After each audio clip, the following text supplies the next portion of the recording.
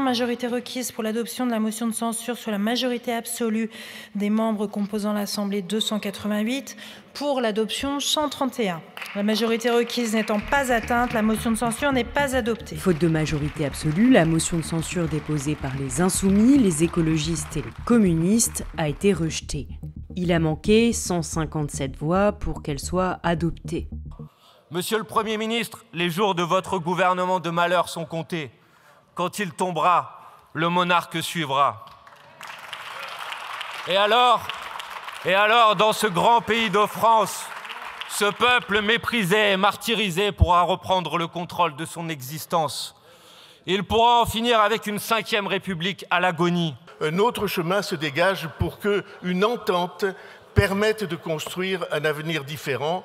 C'est la seule réponse qui doit être apportée par le vote que va émettre l'Assemblée nationale à la motion de censure destructrice que vous avez présentée. Et lors de l'examen de cette motion, des discussions houleuses ont pris place entre le Premier ministre et les députés LFI. Vous êtes dans une situation où vous voulez choisir la guerre intestine au sein de notre pays.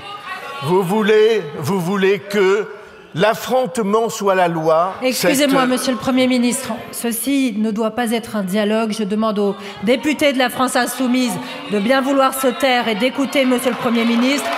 Les socialistes, après avoir obtenu des concessions du gouvernement sur les retraites, la non-suppression de postes dans l'éducation nationale et la taxation sur les hauts revenus, ont décidé de ne pas le censurer. C'est la première fois que le PS ne vote pas une motion de censure avec le reste du nouveau front populaire.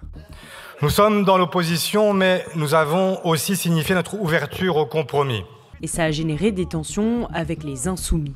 Mais si vous pensez que ce que je dis là n'a aucun intérêt pour les Français, qu'ils ne sont pas heureux de voir une gauche qui propose, une gauche qui avance, une gauche qui fait céder le gouvernement, alors dites-le! Oui, il y a une amertume, c'est vrai. Moi, j'attendais pas ça, très sincèrement. J'attendais pas ça. Vu qu'en réalité, M. Bayrou ne propose quasi rien, et même, je l'ai dit, sur le budget, en réalité, fait pire. Je n'attendais pas ça. Maintenant, chacun prend ses responsabilités devant les électeurs, devant l'histoire, devant le pays.